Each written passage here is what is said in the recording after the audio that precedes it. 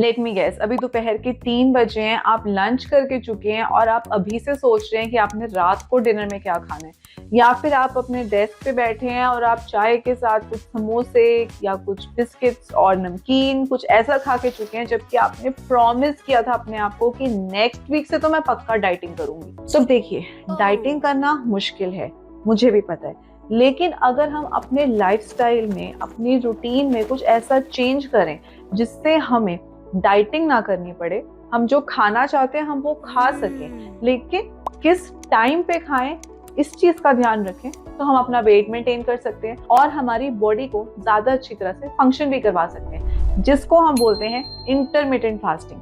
अब ये intermittent fasting जो आजकल इतनी हाइप बनी हुई है, क्या ये इफेक्टिव है भी? क्या ये करनी चाहिए? क्या इससे हमारी बॉडी को कोई नुकसान तो नहीं पहुंचता? ये सारी चीजें आज हम इस वीडियो में डिस्कस करेंगे कि इंटरमिटेंट फास्टिंग है क्या, इंटरमिटेंट फास्टिंग क्यों करनी चाहिए, क्या क्या गलतियां हैं जो हमें नहीं करनी चाहिए अगर हम इंटरमिटेंट फास्टिंग करना चाहते हैं। तो मेरे साथ बने रहिए और चलिए स्टार्ट करते हैं।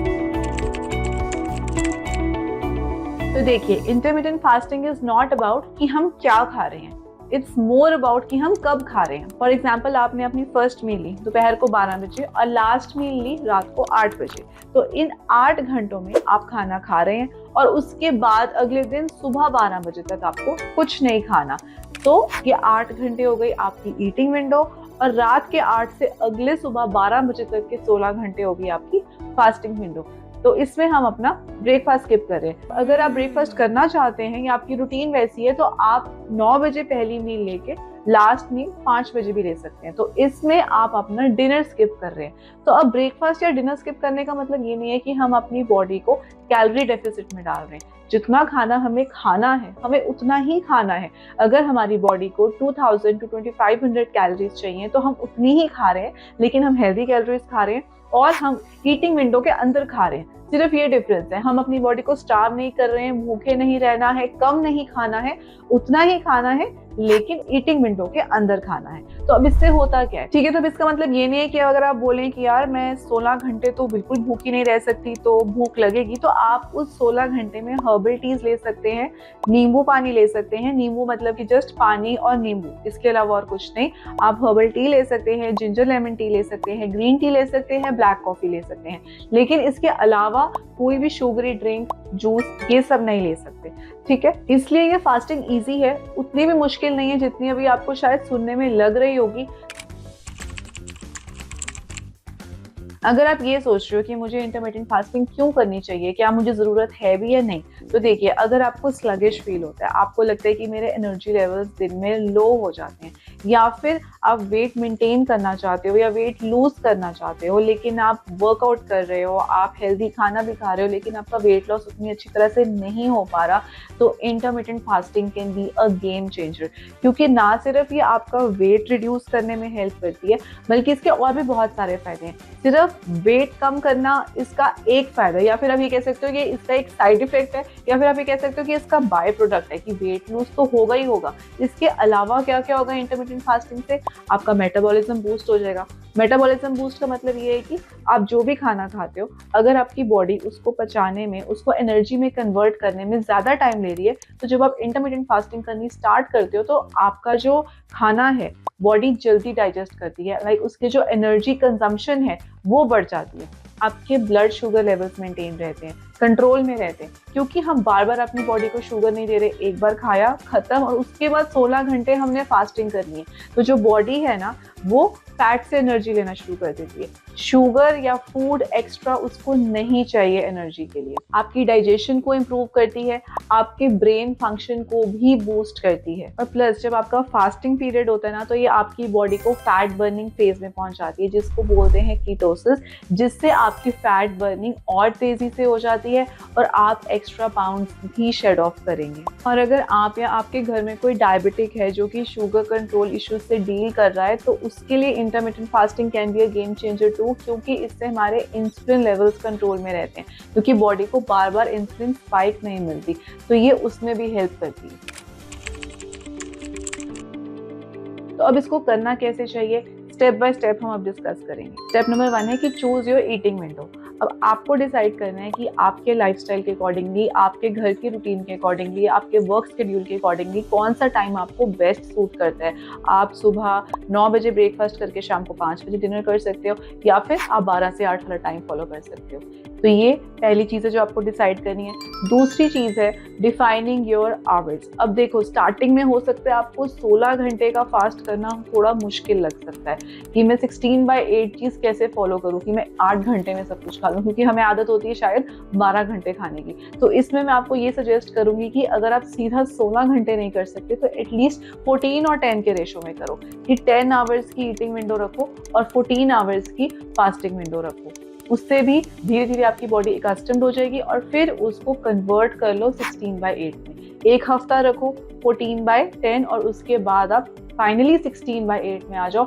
मैक्सिमम बेनिफिट्स आपको 16/8 वाला रूल फॉलो करने से ही मिलेंगे। नंबर 3 जो कि बहुत ही इंपॉर्टेंट है इंटरमिटेंट फास्टिंग के लिए भी, और वैसे भी मैं कहती हूँ कि पानी पीजिए बहुत ज्यादा, प्लेंटी ऑफ वाटर, मतलब 3 लीटर्स तो पीना ही पीना है, इससे कम नहीं पीना है।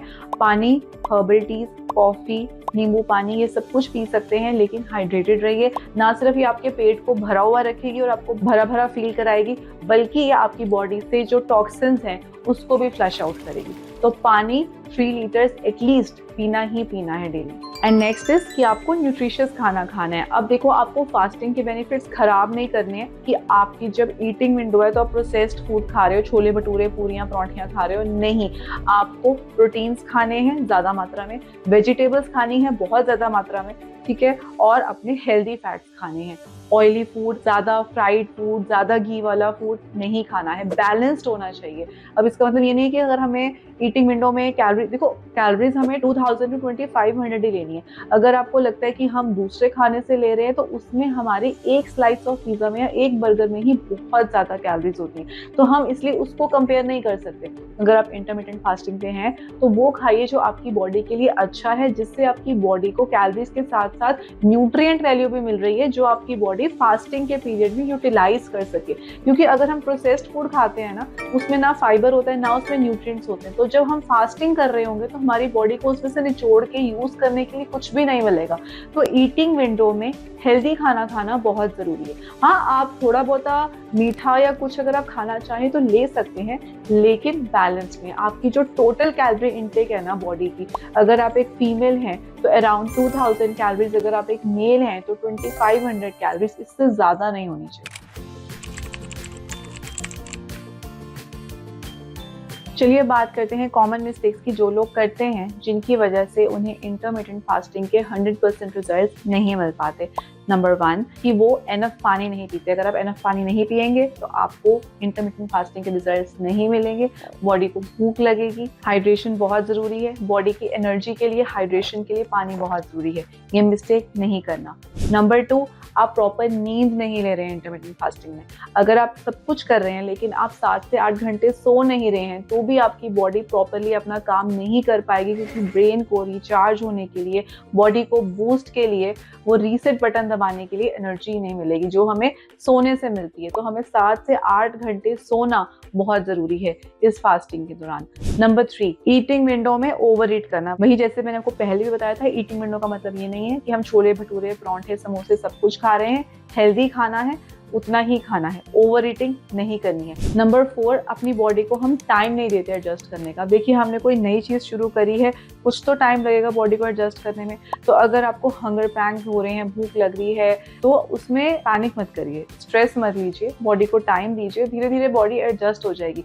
जब भी हंगर पैंग्स लगे, भूख लगे ना, पानी पीजिए, शुगर फ्री च्युइंगम खाने की कोशिश करिए, ताकि उस टाइम का आपका हंगर पैंग शांत हो जाए और धीरे धीरे आपकी बॉडी यूज टू हो जाएगी कि हाँ, यही है मेरा लाइफस्टाइल है, मैंने इतने ही टाइम पे खाना है और इतने टाइम पे मुझे भूखा रहना है और फैट्स में से एनर्जी यूज करनी है। तो देखिए, आपने न्यू चीज शुरू करी है, हो सकता है आपको स्टार्टिंग में लगे कि मुझसे कंसिस्टेंसी फॉलो अप नहीं हो पा रही है, क्योंकि हमने 2 दिन तो भूखे रह के देख लिया, पर तीसरे दिन हमें कहीं जाना पड़ गया, कोई फंक्शन था या कोई हमारे घर आ गया, तो हमारी वो रूटीन ब्रेक हो गई।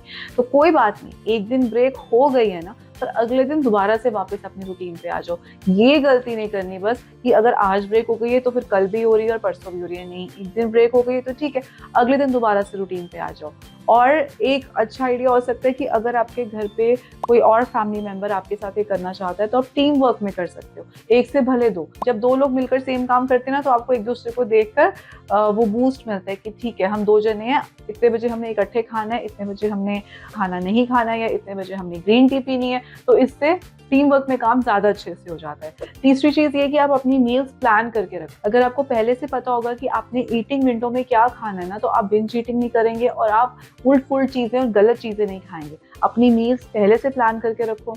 और नेक्स्ट चीज ये कि जब आपके फास्टिंग आवर्स चल रहे हैं ना, तो उसमें जितना हो सके बिजी रहने की कोशिश करो।